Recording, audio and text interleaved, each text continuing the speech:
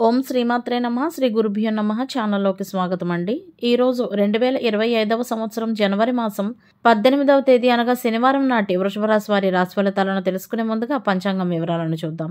స్వస్తి శ్రీ చాంద్రమానేన శ్రీ క్రోధినామ సంవత్సరము పుష్యమాసము హేమంత ఋతువు దక్షిణాయనము బహుళపక్షము తిథి పంచమి జనవరి 18వ తేదీ అనగా శనివారం నాడు తెల్లవారుజామున 5:30 నుండి జనవరి 19వ తేదీ అనగా ఆదివారం నాడు ఉదయం 7:31 వరకు. నక్షత్రం పూర్వ ఫాల్గుని జనవరి 17వ తేదీ అనగా శుక్రవారం నాడు మధ్యాహ్నం 12:45 నుండి జనవరి 18వ తేదీ అనగా శనివారం నాడు మధ్యాహ్నం 2:51 వరకు. తదుపరి నక్షత్రం ఉత్తర ఫాల్గుని జనవరి 18వ తేదీ అనగా శనివారం నాడు మధ్యాహ్నం 2:51 నుండి జనవరి 19వ తేదీ అనగా ఆదివారం నాడు సాయంత్రం 5:30 వరకు. కరణం కౌలవ జనవరి 18వ తేదీ అనగా శనివారం నాడు తెల్లవారుజామున 5:30 నుండి అదే రోజు సాయంత్రం 6:26 వరకు. తైతుల జనవరి 18వ తేదీ అనగా శనివారం నాడు సాయంత్రం 6:26 నుండి జనవరి 19వ తేదీ అనగా ఆదివారం నాడు ఉదయం 7:31 వరకు.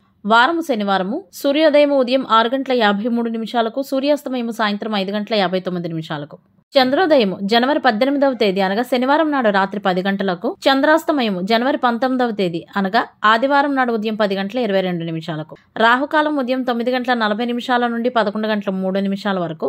యమగండ కాలము మధ్యాహ్నం 1:49 నుండి 3:13 వరకు. గుళికా సమయము ఉదయం 6:53 నుండి 8:16 వరకు. దుర్ముహూర్తము ఉదయం 8:22 నుండి 9:06 వరకు. వర్జ్యము రాత్రి 10:50 నుండి అర్ధరాత్రి 12:37 వరకు. అభిజిత్ ముహూర్తాలు మధ్యాహ్నం 12:04 నుండి 12:48 వరకు. అమృతకాలము ఉదయం 7:53 నుండి 9:37 వరకు.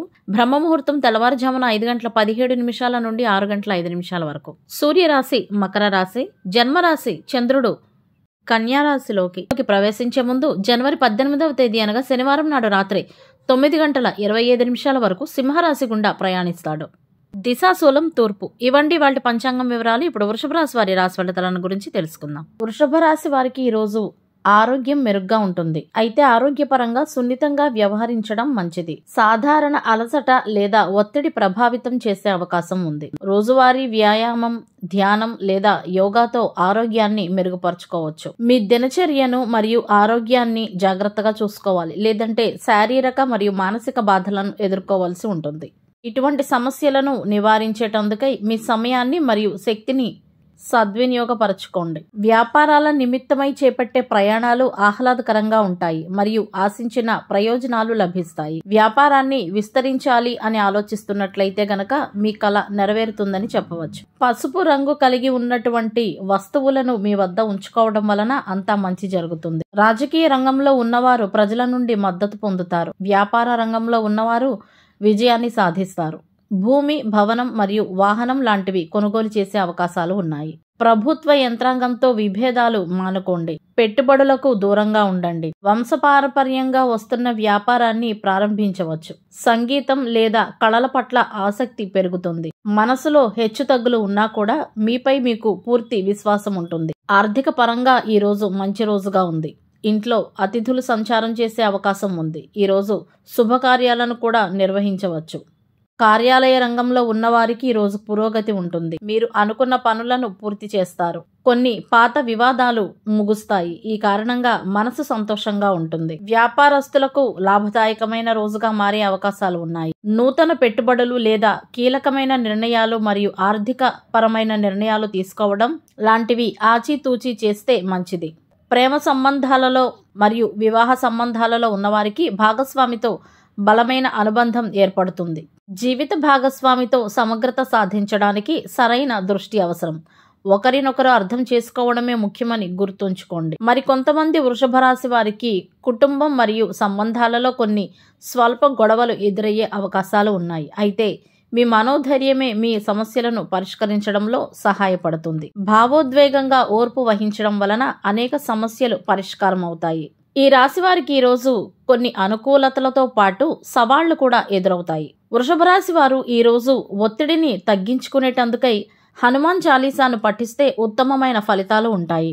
ప్రశాంతమైన లేదా ఆధ్యాత్మికత పనులను పాటించడం మీ మనసుకు నెమ్మదిని కలిగిస్తుంది. మీకు సంబంధించిన ముఖ్యమైన సమాచారాన్ని మరియు వ్యాపారానికి గాని కుటుంబానికి గాని సంబంధించిన విషయాలను గోప్యంగా ఉంచడం మంచిది. ఈ రాశి వారు నరగోలతో ఇబ్బంది పడుతున్నారు కాబట్టి రేపటి రోజు తప్పకుండా ఇంటి ముందు నిమ్మకాయను మిరపకాయలను ఇంటి ద్వారబంధానికి తగిలించుకోండి. శనివారానికి గ్రహాధిపతి శనేశ్వరుడు మరియు రాహువు. శనేశ్వరుని అనుగ్రహం కొరకు ఈరోజు ఓం శనేశ్వరాయ నమః అనే మంత్రాన్ని జపించుకోవడం వలన ఉత్తమమైన ఫలితాలు ఉంటాయి. అదేవిధంగా శనేశ్వరుని అనుగ్రహం కోసం శనివారాల్లో శ్రీ మహావిష్ణు ఆలయాన్ని, శ్రీ హనుమాన్ ఆలయాన్ని సందర్శించండి. విష్ణు సహస్రనామ స్తోత్రం మరియు హనుమాన్ చాలీసాను పఠించండి.